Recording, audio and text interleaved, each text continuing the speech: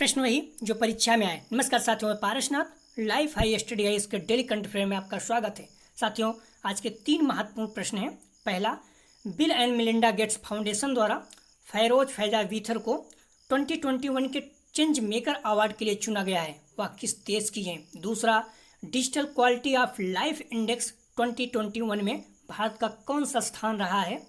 तीसरा, पहले Himalayan film festival का आयोजन किस राज्य में किया जा रहा है। साथियों, प्रश्नों पर आए उससे पहले यदि आप लोग चैनल को सब्सक्राइब नहीं किए तो प्लीज़ चैनल को सब्सक्राइब और शेयर कीजिए, वीडियो को लाइक जरूर कीजिए, इससे मोटिवेशन मिलता है। आइए देखते हैं आज का पहला प्रश्न। हाल ही में चर्चा में रहे निम्नलिखित विद्रोहों तथा आंदोलनों को उनके कालक्रमानुसार के आधार पर व्यवस्थित कीजिए। पहला, चंपारण आंदोलन। दूसरा, मोपला विद्रोह। तीसरा, दक्कन के दंगे। चौथा, खेड़ा में किसान आंदोलन। पांचवा, नील विद्रोह।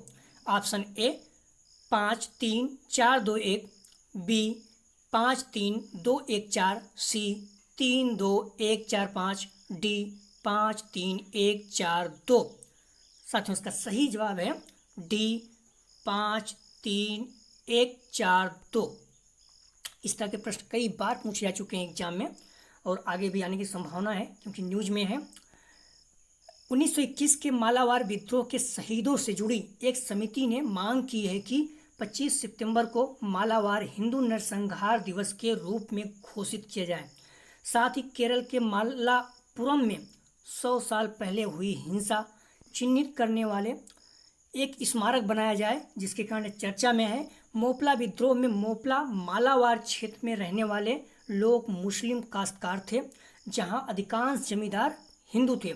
मोपला आंदोलन का विलय तत्कालीन समय के खिलाफत आंदोलन में हो गया था।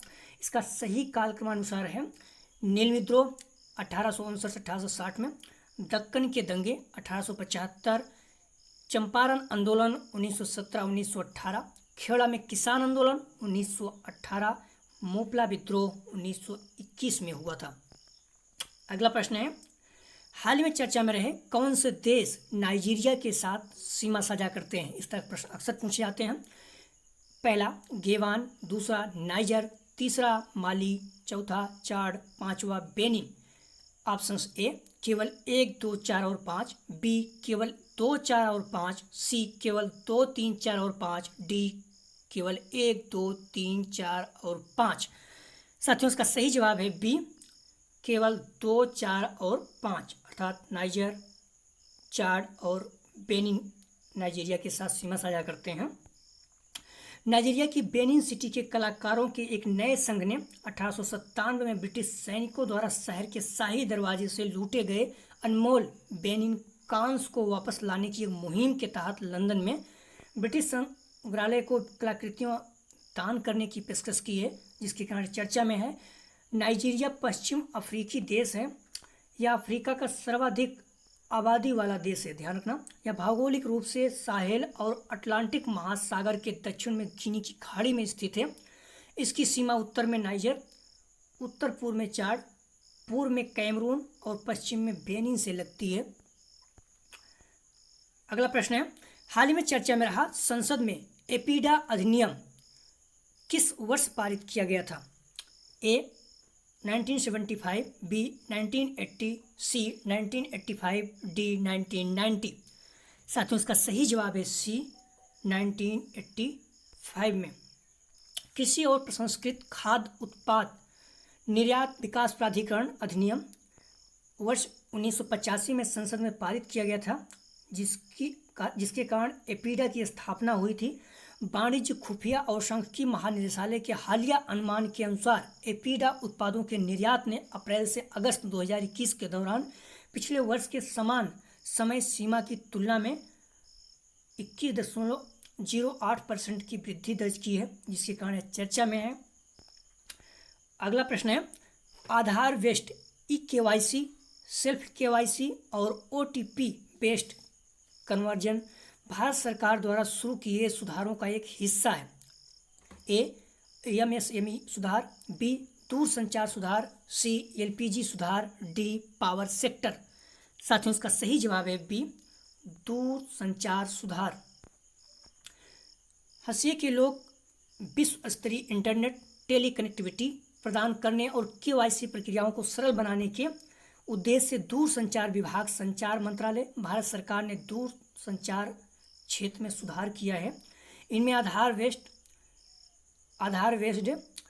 eKYC, सेल्फ KYC और सिम कार्ड घर घर पहुंचाने के लिए एक प्रीपेड से पोस्टपेड में मोबाइल कनेक्शन की OTP आधारित कन्वर्जन शामिल है। अगला प्रश्न है, आज़ादी का अमृत महोत्सव मनाने के लिए कौन सा संगठन सेलिंग, रेगाटा और सेल्फ परेड आयोजित करने जा रहा है? ए भारतीय सेना, बी भारतीय नौसेना, C shipping corporation of India, D इनमें से सभी। साथियों इसका सही जवाब है बी भारतीय नौसेना। भारतीय नौसेना ने इंडियन नेवल सेलिंग एसोसिएशन के साथ मिलकर तीनों कमांड मुख्यालयों में सेलिंग, रेगाटा और सेल्फ परेड आयोजित करने का प्रस्ताव रखा, जिसके कारण चर्चा में है। यह आज़ादी का अमृत महोत्सव समारोह के एक भाग के रूप में है। इस तरह का पहला आयोजन भारतीय नौसेना वाटरमैनशिप ट्रेनिंग सेंटर कोच्चि में आयोजित किया जाएगा, जिसके तहत नौसेना के 75 कर्मियों की एक टीम भाग लेगी। अगला प्रश्न है, UGC के सहयोग से किस मंत्रालय ने ensuring inclusive governance making every person matter विषय पर एक वेबिनार का आयोजन किया है? ए शिक्षा मंत्रालय, बी वित्त मंत्रालय, सी सामाजिक न्याय मंत्रालय, डी महिला विकास मंत्रालय। साथियों इसका सही जवाब है ए शिक्षा मंत्रालय।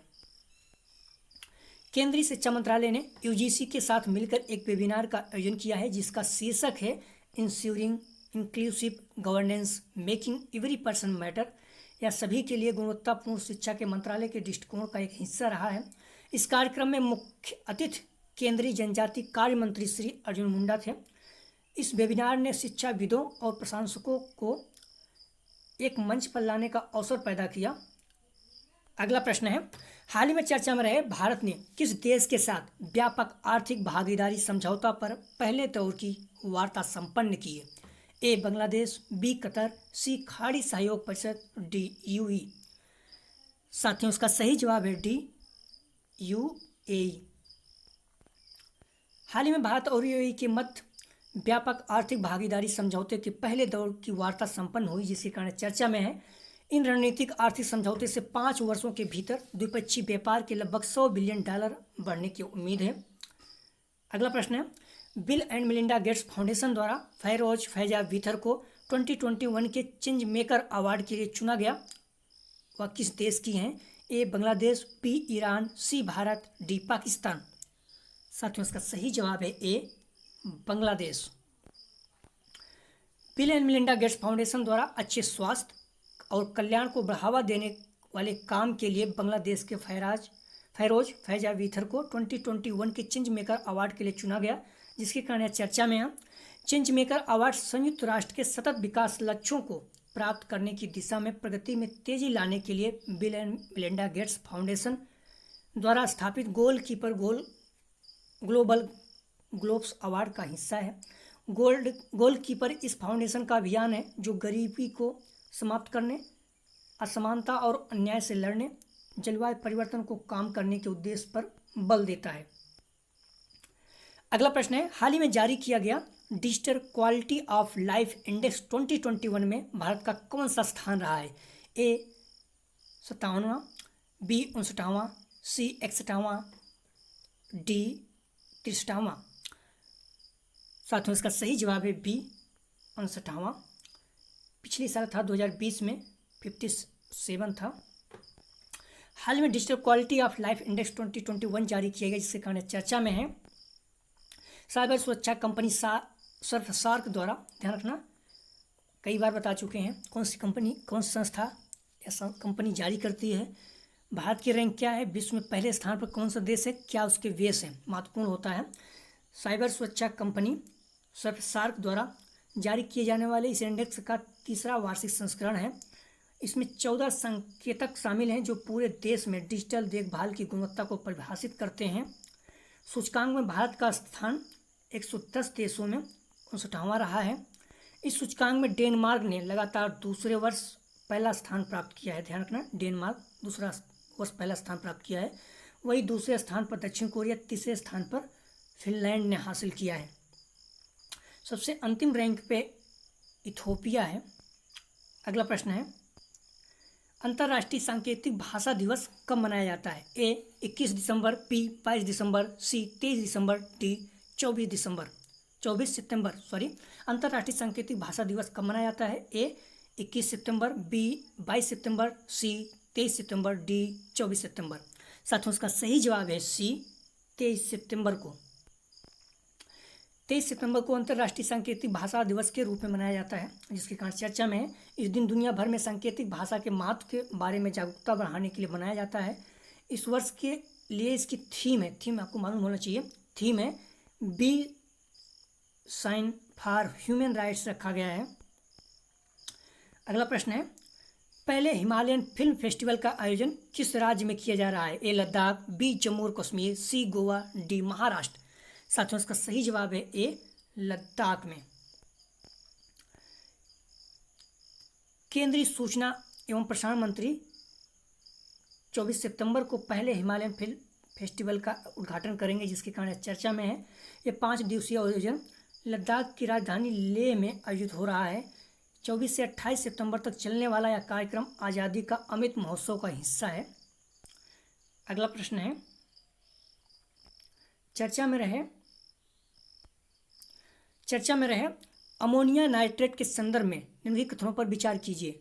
बहुत ज़्यादा न्यूज है इस समय, तो आने की संभावना है। पहला, या कृषि उर्वरकों का एक सामान्य रासायनिक घटक है। दूसरा, या खनन कार्यों में प्रयोग होने वाले व्यावसायिक विस्फोटकों के निर्माण में प्रयुक्त मुख्य घटक है। कौन सा कथन सत्य है? ए केवल 1, बी केवल 2, सी 1 और 2 दोनों, डी न तो 1 न तो 2। साथियों इसका सही जवाब है सी 1 और 2 दोनों कथन सही है। हाल ही में सरकार द्वारा अमोनिया नाइट्रेट के भंडारण और प्रबंधन से नियमों में संशोधन किया गया, जिसके कारण चर्चा में है। अमोनिया नाइट्रेट जल में घुलनशील नाइट्रोजन युक्त सफेद क्रिस्टलीय रसायन है।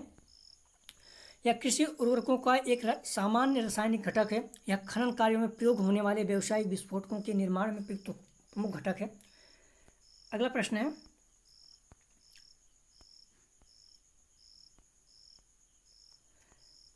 श्री पद्मनाभ स्वामी मंदिर के संबंध में निम्नलिखित कथनों पर विचार कीजिए। पहला, यह मंदिर 8वीं शताब्दी का है, लेकिन मंदिर का वर्तमान ढांचा 18वीं शताब्दी में है। त्रवणकोण के महाराजा वार्टंड वर्मा द्वारा बनवाया गया था। दूसरा, इसे वास्तुकला की अनोखी शैली चेरा शैली से बनाया गया है और इसका मुख्य देवता भगवान विष्णु जी हैं। उत्तर से कौन से कथन सत्य है? ए केवल 1, बी केवल, यहाँ बी रहेगा, बी केवल 2, सी 1 और 2 दोनों, डी न तो 1 न तो 2। साथियों इसका सही जवाब है सी 1 और 2 दोनों कथन सही है। सुप्रीम कोर्ट ने श्री पद्मनाभ स्वामी मंदिर ट्रस्ट द्वारा 25 साल के ऑडिट से छूट देने की मांग से संबंधित दायर याचिका में खारिज कर दिया, जिसके कारण चर्चा में है। इतिहासकारों के अनुसार श्री पद्मनाभ स्वामी मंदिर 8वीं शताब्दी का है, लेकिन मंदिर का वर्तमान ढांचा 18वीं शताब्दी में त्रवणकोण के महाराजा मार्तंड वर्मा द्वारा बनवाया गया है। इसे वास्तुकला की अनोखी शैली चेरा शैली में बनाया गया है और इसके मुख्य देवता भगवान विष्णु जी हैं, जो शेषनाग सभी नागों के राजा पर अनंत शयन मुद्रा में हैं। या वैष्णव मत, ध्यान रखना कौन सा मत से है, वैष्णव मत से संबंधित है। 108 पवित्र मंदिरों में से एक माना जाता है। कल का प्रश्न था, आप लोग जवाब जरूर दिया करें। हाल ही में जारी किया गया ग्लोबल इनोवेशन इंडेक्स 2021 में भारत को कौन सा स्थान प्राप्त हुआ है?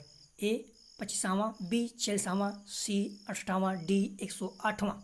साथियों इसका सही जवाब था बी 46वां स्थान प्राप्त हुआ था।